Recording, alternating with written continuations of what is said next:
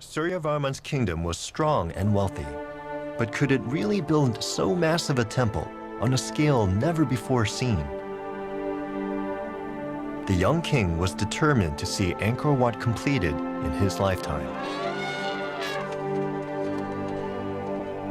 And his ambition was not limited to temple building. He also sought to extend his kingdom's borders. He was drawn to the eastern edge of the empire, where an invasion and conquest would have been a political asset. Occupying what is now South Vietnam, the powerful Champa kingdom controlled the coast and trade routes long coveted by the Khmer. Beginning early in his reign, Suryavarman II led a series of invasions into neighboring territories. According to inscriptions, in one battle, the king led a force of 700 ships and 20,000 soldiers.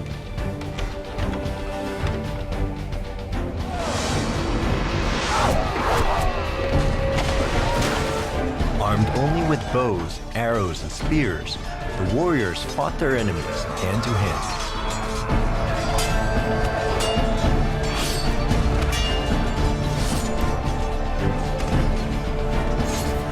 Another inscription describes a different invasion in Suryavarman's career. The ruler of Angkor turned his ambitions for conquest towards the Cham people. He invaded, taking the capital city and becoming the ruler of the territory.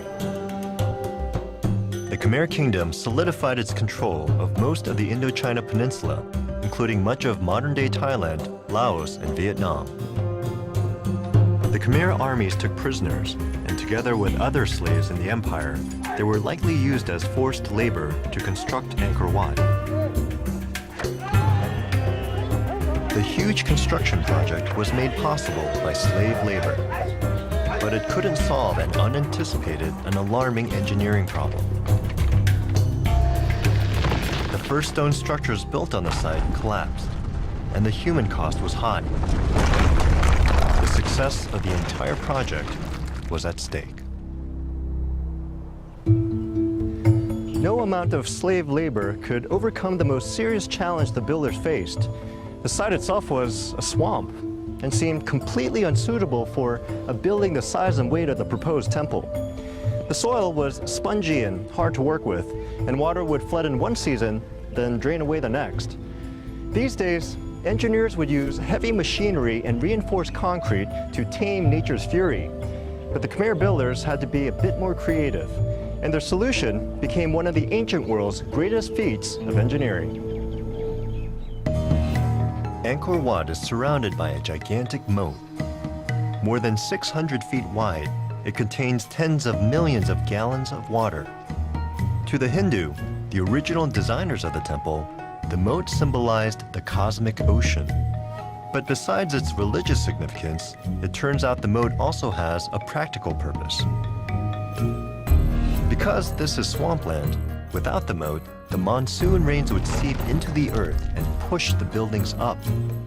Then, in the dry season, the water would drain out of the land, making the buildings crumble. The huge moat surrounding the complex actually stabilizes the water content of the earth under the temple, keeping it consistent year-round so the earth doesn't heave. And they found other remarkable solutions to the challenges of pre-industrial construction. We have an artificial mountain, and we are sitting on the first floor. Yeah, they built a case from stone, and then they filled with sands and densified very much, and then the next case, and so step by step they got the mountain. And we can see inside there's sand, then there's laterite, which is this specific brownish stone in tropic countries, and then outside there's the sandstone. The central tower of Angkor Wat reaches 213 feet into the sky. The ancient architects had to figure out how to stack the massive stones without machinery.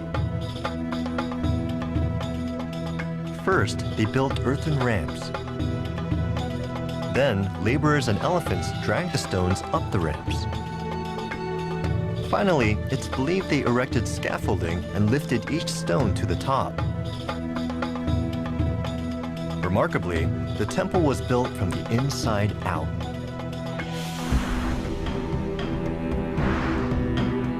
The tallest central tower was erected first. Then the surrounding towers were built.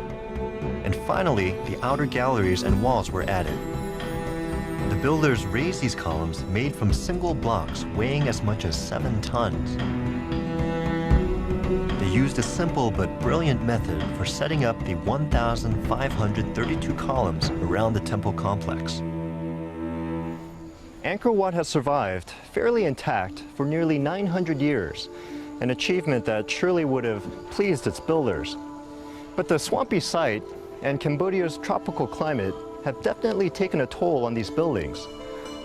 Although some intricate sandstone features show few signs of their age, others have worn away and decayed. Certain original features, like the gold leaf ornamentation that would have awed early visitors, are gone forever, looted after the Khmer Empire's decline. When it was completed around 1150 AD, Angkor Wat was the biggest building in the world, about the size of 11 football fields. Now, teams of scientists and archaeologists have spent years trying to figure out what the temple might have looked like in its heyday. And they've pieced together the puzzle, data point by data point. And now, with the help of 21st century technology, we can finally get a glimpse of Angkor Wat's original splendor.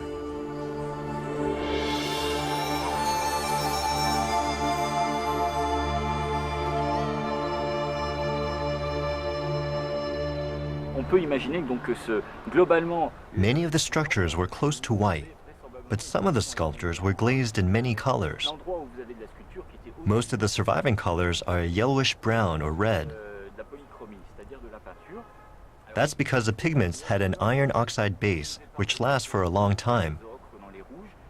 But the other colors, such as blue, yellow, and green, have all disappeared.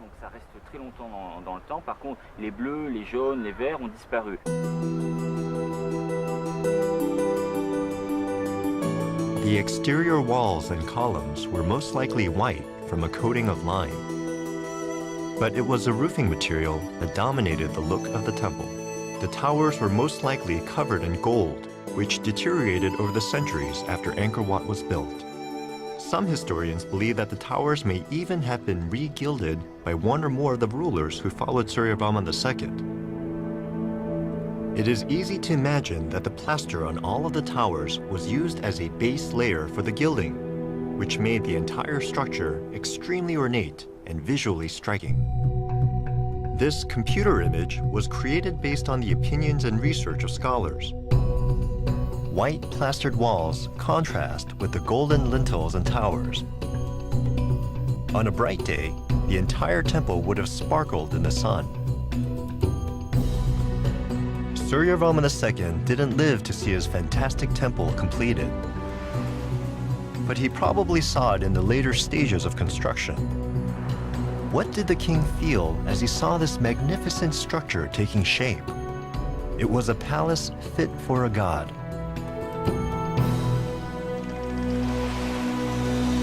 And he must have known it would also become his tomb. Only fragments of the wood that once covered the interior stone walls still remain. It's believed the wood was highly decorated, inlaid and ornamented with a wide variety of patterns. Gilded doors divided the chambers, and the gallery walls and ceilings would have been lavishly adorned.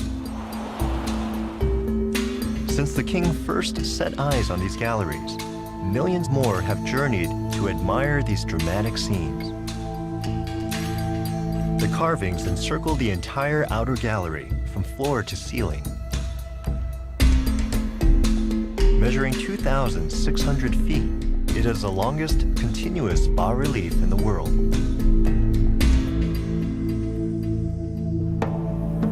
In the North Gallery, this famous relief, called the Battle of Kurukshetra, depicts an ancient combat scene from Indian history retold in the epic work, the Mahabharata. Angkor Wat's walls are covered with 12,900 square feet of bas-relief carvings. Executed with great skill and artistic sophistication, the reliefs are considered a masterpiece in their own right. These carvings cover multiple blocks of sandstone and are so perfectly fitted together that the seams are almost invisible. Even the detailed lintels at the top of the walls are carved from the same stone blocks. Each artist would cut away layers of the wall and then carve the reliefs directly into the stone.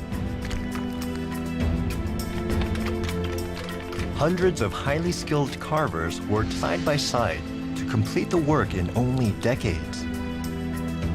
Experts admire not only the expressive human figures in the carvings, but also the remarkable perspective these early artists were able to achieve. Continuing along to the southern gallery, visitors encounter a 260-foot depiction of Suryavarman II's full royal procession. Military leaders, priests, musicians, standard bearers, servants, and royalty all take their place in this carving. The carving's centerpiece is the famous portrait of Suryavarman II himself. Lingering traces of gold hint at its former splendor. Maybe the king was partly gilded. We can see some of the gildings on the relief with Suryavarman II. The famous portrait of the king was gilded and surrounded by red, the color symbolizing protection and strength. Continuing to the east side gallery, a visitor finds perhaps the most famous and revered of all the reliefs, the churning of the Sea of Milk.